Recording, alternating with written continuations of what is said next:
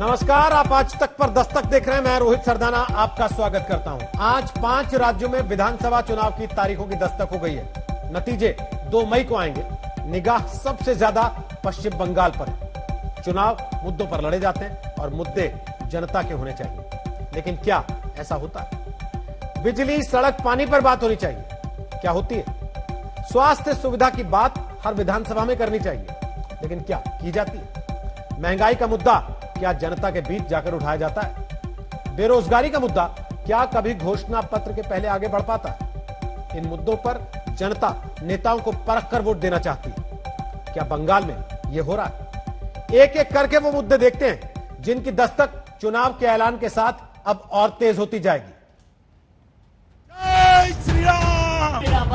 गुंडाबाज मिथ्या बोले, मिथ्या वीडियो देखाয়, কোনো ভিডিও বিশ্বাস করবেন না ওদের সব ফেক।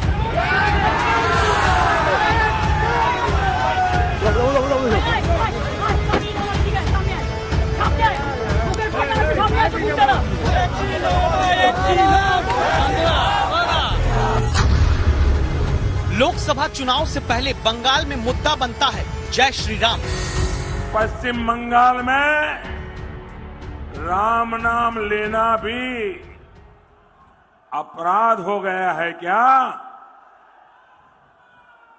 अरे दीदी, राम जी के आगे अच्छों का अहंकार चूर चूर हो गया। आपका अहंकार कहां तक ठहर पाएगा? और बंगाल में जब लोकसभा के नतीजे आए तो 18 सीटों पर बम्पर जीत बीजेपी ने हासिल की। लोकसभा चुनाव के 2 साल बाद फिर पश्चिम बंगाल में क्या जय श्री राम सबसे बड़ा मुद्दा होने जा रहा है? जय श्री राम, जय श्री राम। 9.25 करोड़ लोगों की जनसंख्या वाले पश्चिम बंगाल में देश की 7.2% आबादी रहती है। बंगाल में चुनाव 8 चरण में होंगे और जिस बंगाल में प्रति 1 लाख की आबादी पर 185 लोग गरीब हैं, वहाँ मुद्दा अगर जय श्री राम का नारा बनता है तो क्यों? इसके लिए 2 तस्वीरें देखते हैं। एक 2019 की, दूसरी 2021 की। दोनों तस्वीरों में कॉमन है मुख्यमंत्री ममता बनर्जी और जय श्री राम का नारा।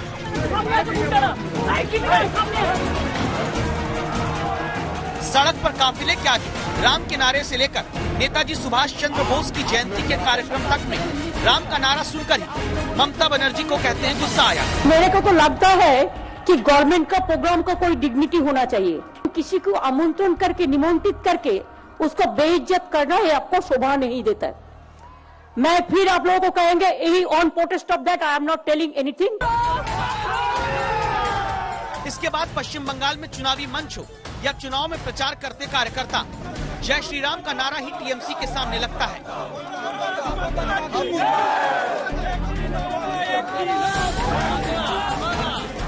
उत्तरी 24 परगना की इस तस्वीर को देखिए।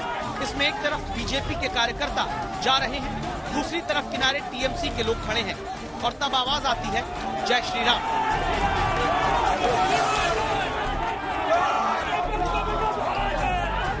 विरोधी शिवसेना तक कह चुकी है कि बीजेपी ने ममता बनर्जी का वीक पॉइंट पकड़ लिया, जिस पर अब आघात करते रहेंगे और ऐसा 2019 से 2021 के दोनों चुनाव में होता दिख रहा है।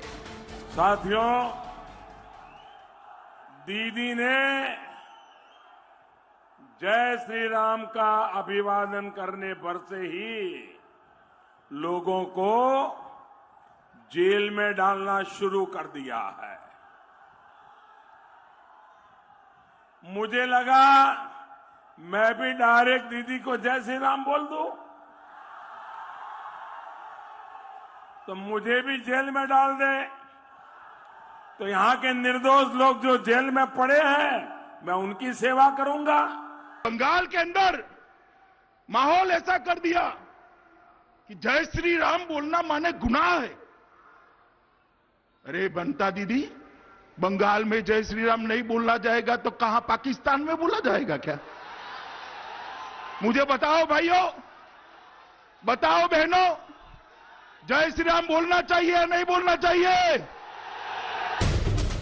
आरोप लगता है कि बीजेपी ऐसा हिंदू वोटों के ध्रुवीकरण के लिए करती है। 2011 की जनसंख्या के मुताबिक पश्चिम बंगाल में हिंदू आबादी 6,43,85,546 है, जबकि मुस्लिम आबादी 2,46,54,825। लोकसभा चुनाव के बाद लोकनीति और CSDS के एक सर्वे में दावा किया गया कि बीजेपी के 57% वोट हिंदू मतदाताओं से आए थे, जबकि TMC के लिए 70% मुस्लिम वोटर्स ने मत दिया था। तो क्या सिर्फ वोटों का ध्रुवीकरण के लिए ही नारा इस्तेमाल हो रहा है या वजह कुछ और भी है? इसको धार्मिक नारे के रूप में इंटरप्रेट करने का प्रयास जो तृणमूल कांग्रेस कर रही है वो गलत है। जय श्री राम प्रतीक है एपीसमेंट के खिलाफ, तुष्टीकरण के खिलाफ। Religion is personal and festival is universal. तो इसी के लिए ये बात ठीक नहीं है। और जय श्री राम वो कहते हैं, हम तो जय सिया राम कहते हैं। जय सिया राम मीन्स सीता एंड राम। दरअसल राम के नाम का नारा बंगाल की राजनीति में अभी नहीं उठा। 2017 में अमित शाह के पार्टी अध्यक्ष रहते कराए गए सर्वेक्षण में दावा है कि ये पता चला था कि TMC सरकार की कथित मुस्लिम तुष्टीकरण की नीतियों से बंगाली हिंदुओं के मन में असंतोष के बीज है। उसी साल मुहर्रम के ताजिए निकलने वाले दिन ही दुर्गा पूजा पड़ने पर मूर्ति विसर्जन बंगाल सरकार ने एक दिन आगे बढ़ा दिया था। इसके बाद ममता सरकार ने दुर्गा सरस्वती पूजा आयोजन और हिंदू पुजारियों के लिए कई आर्थिक मदद का ऐलान किया, जिसे डैमेज कंट्रोल की कोशिश माना गया।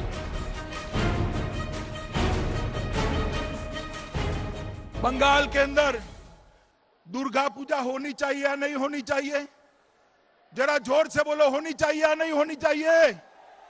दुर्गा पूजा के लिए कोर्ट में से परमिशन लेनी पड़ती है। सरस्वती पूजा बंद करा दी थी। ये तो दबाव आया भाजपा का कि दीदी सालों के बाद सरस्वती पूजन करती हुई दिखाई पड़ी है। मुझे तो बहुत अच्छा लगा दीदी सरस्वती पूजन कर रही है। सरस्वती पूजा नहीं होता, उन्होंने सरस्वती पूजा शुरू किया। ओके जिज्ञेस करो सरस्वती पूजा मंत्र बोल, आगे सरस्वती पूजा मंत्र बोल। दुर्गा पूजा भी ममता जी नहीं करने देता।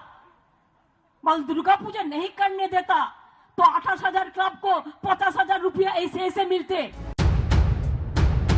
अब 8 चरणों में होने वाले मतदान के बाद नतीजे 2 मई को बंगाल की जनता सुनाएगी और तब साफ होगा बंगाल में सत्ता का आशीर्वाद किसे मिला।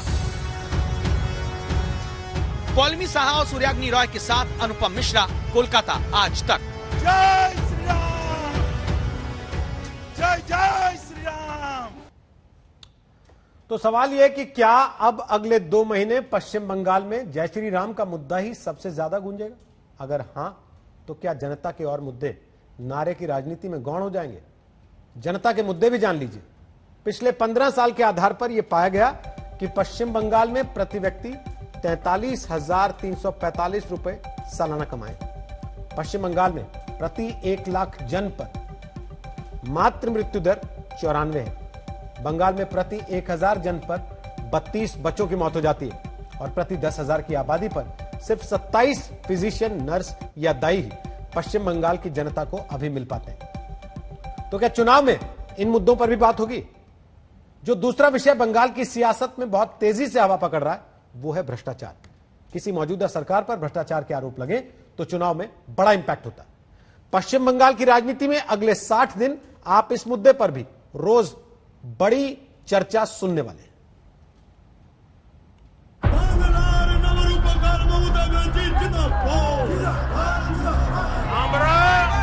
आशोल परिवर्तन चाहिए।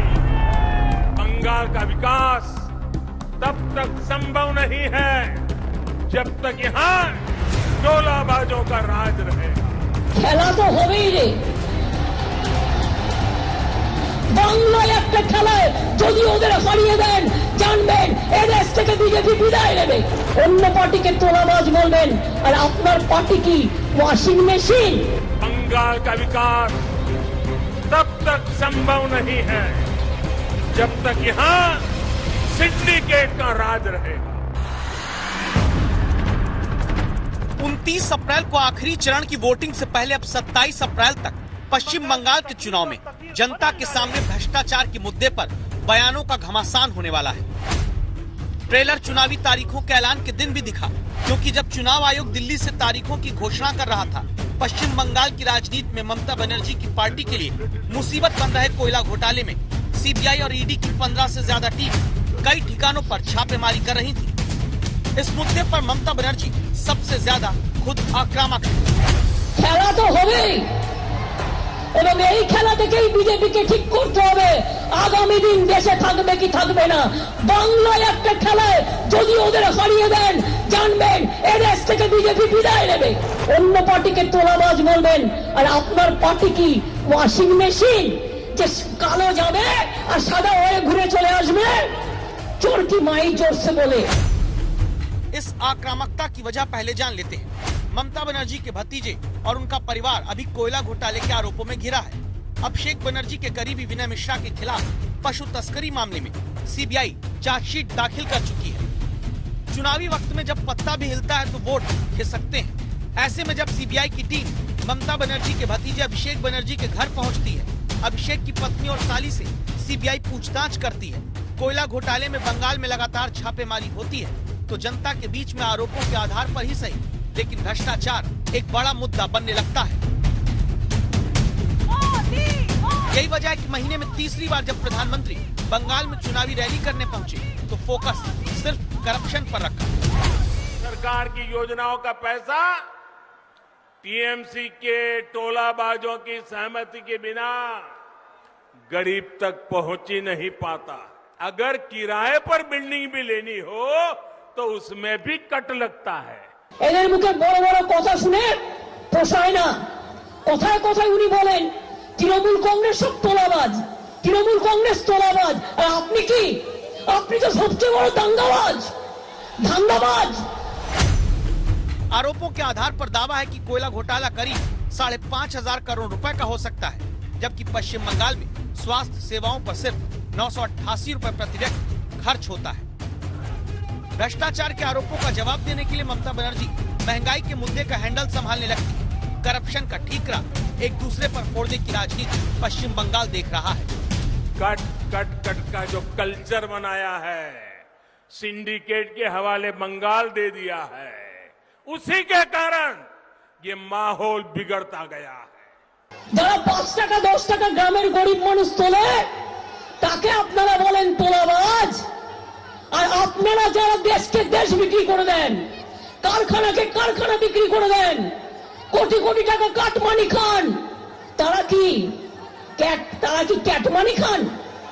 তারা কি ক্যাটমানি খান না র্যাটমানি খান? ওটা র্যাটমানি। बंगाल में बीजेपी ममता सरकार को घेरने के लिए भ्रष्टाचार के मुद्दे को सिर्फ बड़ी रैलियों में नहीं उठा रही, बल्कि चुनावी प्रचार के दौरान भी जमकर इस्तेमाल कर रही है। हम चिल्ला के 2 साल से कह रहे हैं कि इस प्रदेश के अंदर कोयले के माफिया का सरगना यदि कोई है तो कौन है? सारी जनता को मालूम है। यदि इस प्रदेश के अंदर दोनों तस्करी का माफिया कौन है? दुनिया को मालूम है। कोयले का रंग सिर्फ काला होता है, लेकिन बंगाल के चुनाव में करप्शन का मुद्दा रोज नए रंग दिखाएगा। वजह ये कि चुनावी तारीखों के ऐलान के दिन सीबीआई ईडी की बंगाल में छापेमारी के बाद जांच एजेंसियों को ही कटघरे में खड़ा किए जाने की राजनीति अब और तेज होगी। और चुनाव 8 चरण में है तो अभी तो छापेमारी शुरू हुई है। आज तक ब्यूरो। जनता 5 साल देती है सत्ता चलाने के लिए, लेकिन उसमें जनता के हित की योजनाओं को राजनीति की चक्की में पीस दिया जाता है। बंगाल का अगला मुद्दा यही कहानी बताता है।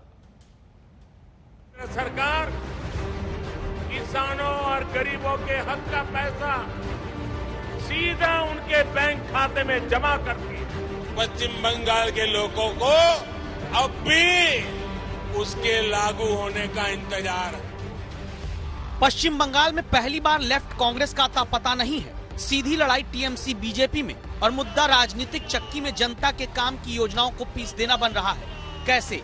देखिए, प्रधानमंत्री किसान सम्मान निधि योजना, आयुष्मान भारत योजना, one nation one ration card योजना समेत बीजेपी का आरोप है कि बंगाल के करोड़ों लोगों को केंद्र की 20 से ज्यादा योजनाओं से दूर रखे जाने की राजनीति हो रही है। मानुष की बात करने वाले लोग बंगाल के विकास के सामने दीवार बनकर के खड़े हो गए हैं। बंगाल का विकास तब तक संभव नहीं है जब तक यहां सिंडिकेट का राज रहेगा। बोले ममता जी ने कुछ नहीं किया, हमने सब कर दिया। जिज्ञेस করুন কি করেছো? কন্যাশ্রী কে করেছে? আপনারা উত্তর দেবেন। কন্যাশ্রী কে করেছে? আর মোদি বাবু কি দিয়েছেন? डुगडुगी डुगडुगी। सबसे पहले उसी किसान सम्मान निधि की बात करते हैं जिसके 2 साल पूरे हो चुके हैं। 2 साल तक पश्चिम बंगाल के 69 लाख किसानों को साल की 3 किश्त में मिलने वाले 6,000 रुपए हासिल नहीं हुए, जबकि देश के 10 करोड़ से ज्यादा किसान इस योजना का लाभ उठाते रहे। 2 साल बाद चुनाव से ठीक पहले ममता सरकार को किसानों का मूड चुनावी सीजन में समझना पड़ा, तो इसलिए क्योंकि किसानों का वोट हाथ से खिसकने की आशंका नजर आई। दावा इसके बाद पश्चिम बंगाल के करीब 38 लाख किसानों ने खुद ही पीएम किसान पोर्टल से खुद को जोड़ लिया। पिछले 2 हफ्ते में रोज बंगाल के 1 लाख किसान खुद को पीएम किसान पोर्टल से सम्मान निधि पाने के लिए जोड़ते गए। तो पश्चिम बंगाल की ममता सरकार ने भी किसानों का वेरिफिकेशन प्रोसेस शुरू किया, क्योंकि राज्य सरकार जब वेरीफाई करते हैं किसानों के खातों को, तभी केंद्र पैसे उसमें सीधे डाल पाता है। लेकिन आरोप है कि राज्य सरकार किसानों के खातों को वेरीफाई करने का काम बहुत धीमे कर रही है। ये जो पैसा होता है इसमें कोई बिचौलिया नहीं होता है, भारत सरकार सीधा किसान के अकाउंट में डालती है। इसके लिए किसान का सर्टिफाइड सूची चाहिए राज्य की ओर से, इसके सामने उसका बैंक अकाउंट का नंबर चाहिए। ममता दीदी को पूछे कितने बैंक अकाउंट नंबर भेजे हैं आपने? बैंक किसका? गवर्नमेंट ऑफ इंडिया ना government of West Bengal? Bank मेरे को दे देना बोलो तो 1 सेकंड में मैं कर देती हूँ। क्यों? जब नरेंद्र मोदी को छवि देके भेजता है तब बैंक किसका होता है? 69 लाख किसान यानी एक घर में 2 वोटर भी हुए तो 1 करोड़ 38 लाख वोट। इतने बड़े वोट बैंक को बीजेपी के खाते में ट्रांसफर होने से रोकने के लिए ममता सरकार ने 2 साल पुरानी तनातनी थोड़ी खत्म तो की, लेकिन गरीबों को 5 लाख रुपए तक का मुफ्त इलाज देने वाली केंद्र की आयुष्मान भारत योजना भी बंगाल में टीएमसी सरकार ने लागू नहीं की। आज तक ब्यूरो। आज 4 राज्यों और एक केंद्र शासित प्रदेश पुडुचेरी में विधानसभा चुनाव की तारीखों का ऐलान कर दिया गया। इन सभी राज्यों में 2 मई को वोटों की गिनती होगी, लेकिन पश्चिम बंगाल में 8 चरणों में चुनाव करवाए जाने ने विवाद खड़ा कर दिया। ममता बनर्जी ने चुनाव आयोग की मंशा पर सवाल उठाते हुए पूछा है कि वो इस फैसले से किसको फायदा देना चाहते हैं। हालांकि ममता ने कहा कि चाहे कुछ भी हो जाए वो बीजेपी को कामयाब नहीं होने देंगी। लेकिन सवाल है कि जब बाकी राज्यों में 1 से लेकर 3 चरणों में चुनाव हो रहे हैं, तब पश्चिम बंगाल में 8 चरणों में वोटिंग क्यों? इस फैसले से ममता के इतना नाराज होने की वजह क्या है?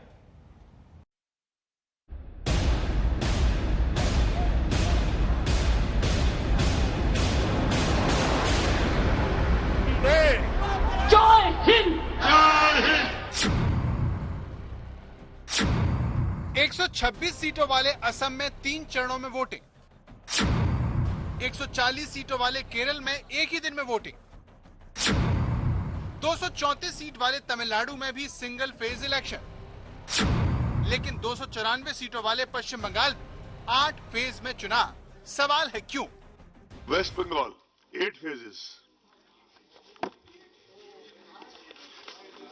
Last time it was 7. West Bengal first phase, date of poll 7 March. The counting shall be done on 2nd May 2021. বাংলায় 294টা সিট, 8টা ফেজে ইলেকশন কেন? কাকে সুবিধা করে দেওয়ার জন্য? একটু তো রেশনাল থাকবে ইলেকশন কমিশন।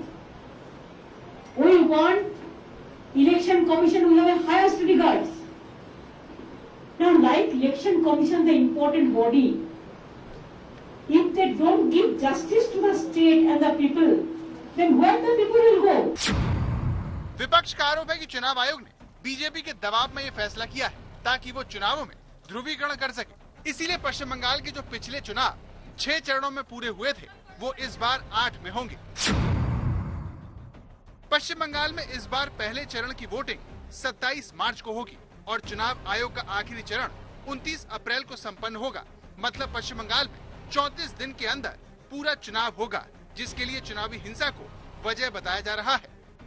चुनावी तारीखों का ऐलान कर दिया गया है। पश्चिम बंगाल में 8 चरणों में विधानसभा के चुनाव संपन्न कराए जाएंगे। इसके पीछे की 2 बड़ी वजह, पहला ये चुनावी हिंसा के मद्देनजर ये बड़ा फैसला लिया गया है और दूसरा कोरोना प्रोटोकॉल को फॉलो करते हुए 8 चरणों में यानी कि लंबा चौड़ा मतदान का ये पूरा का पूरा प्रोसेस, पूरी की पूरी प्रक्रिया जिसको अंजाम दिया जाएगा। पश्चिम बंगाल में राजनीतिक हिंसा का पुराना इतिहास है। दावा है कि साल 1977 से 2009 के बीच पश्चिम बंगाल में 55,000 राजनीतिक हत्याएं हुई। नेशनल क्राइम रिकॉर्ड ब्यूरो के आंकड़ों के अनुसार राजनीतिक हिंसा के मामले में पश्चिम बंगाल नंबर 1 है। पश्चिम बंगाल पुलिस का रिकॉर्ड कहता है कि पिछले साल जनवरी से अक्टूबर के बीच 43 राजनीतिक हत्याएं हुई। बीजेपी का दावा है कि मारे गए इन 43 लोगों में उसके 20 कार्यकर्ता शामिल हैं। बीजेपी को डर है कि चुनाव में भी उसके कार्यकर्ताओं की बड़े पैमाने पर हत्या की जा सकती है। इसीलिए पार्टी ने चुनाव आयोग से कई चरणों में इलेक्शन करवाने की मांग की थी। तो आपने क्यों चाहा कि एक लंबे कार्यक्रम में चुनाव हो बंगाल में, एक साथ में 2-3 चरण में क्यों ना हो? हमने नहीं चाहा है ऐसा। आपकी पार्टी नहीं चाहती कि 7-8 नहीं, हमारी पार्टी ने अपना पक्ष रखा है। तय तो चुनाव आयोग ने करना है। तय चुनाव आयोग करेगा, लेकिन आपने अपनी इच्छा तो जताई है। हाँ, तो इच्छा जताई ना, उसमें क्या है। तो क्यों आप चाहते हैं कि 7-8 चरणों में चुनाव हो? क्योंकि पैरामिलिट्री फोर्सेस सब जगह पे पहुंच पाए। तो ये तो फिर गृह मंत्री की चिंता होगी ना, गृह ये पार्टी के नेता की चिंता थोड़ी है।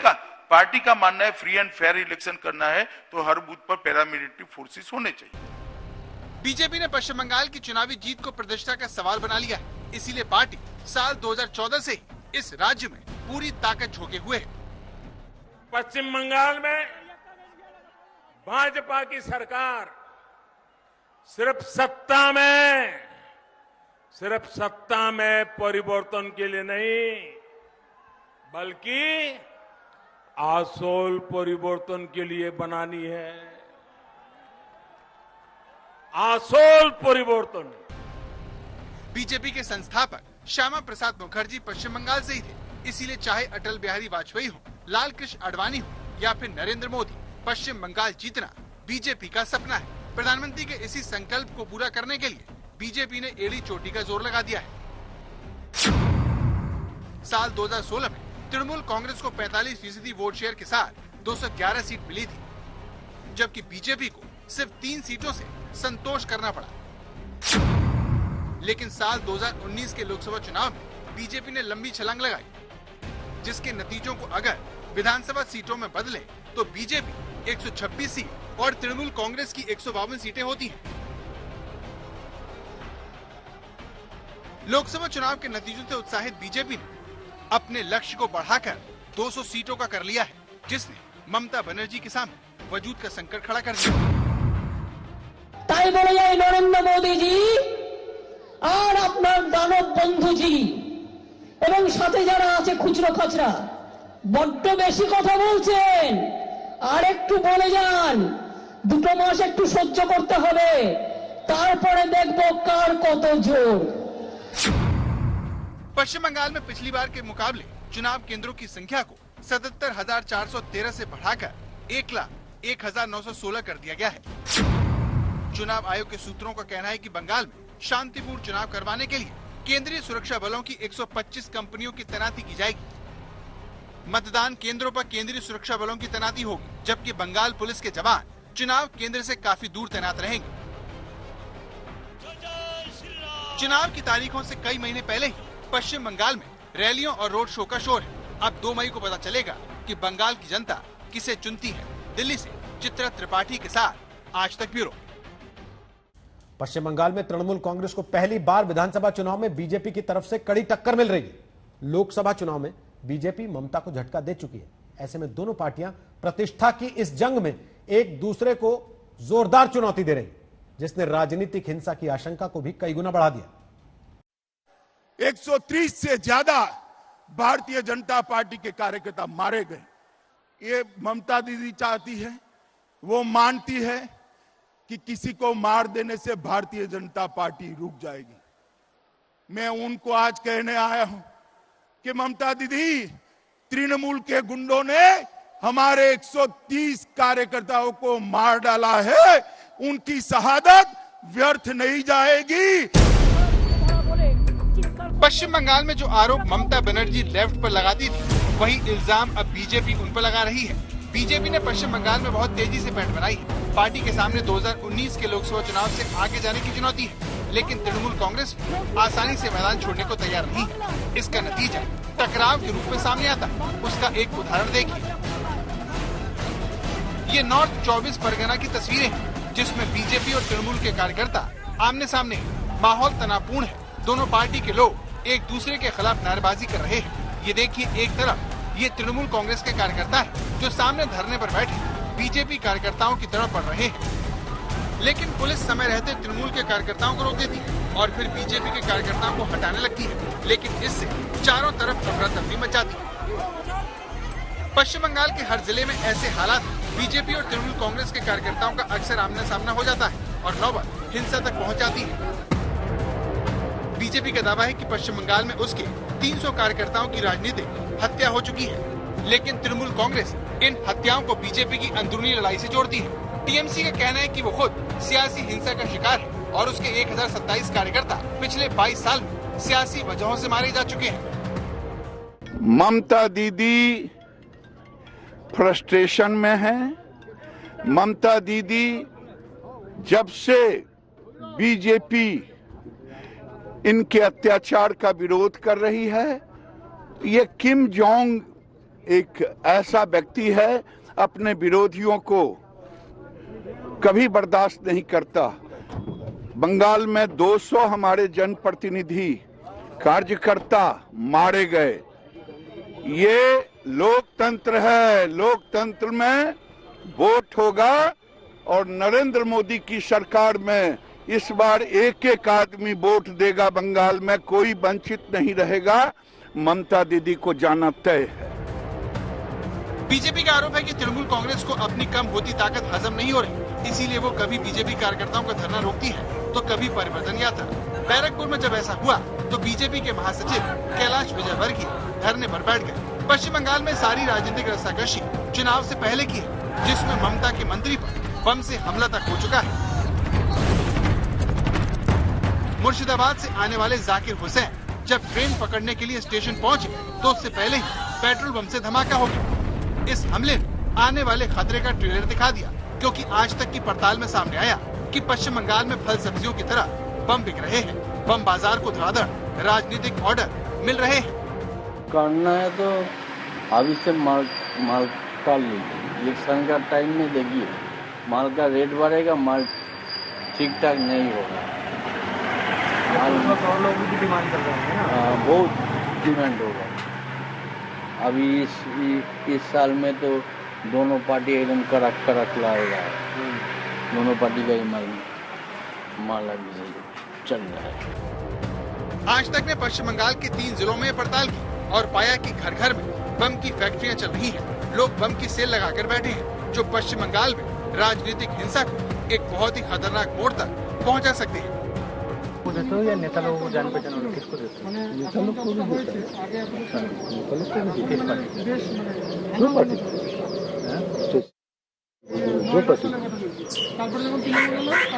लेकिन जान पहचान।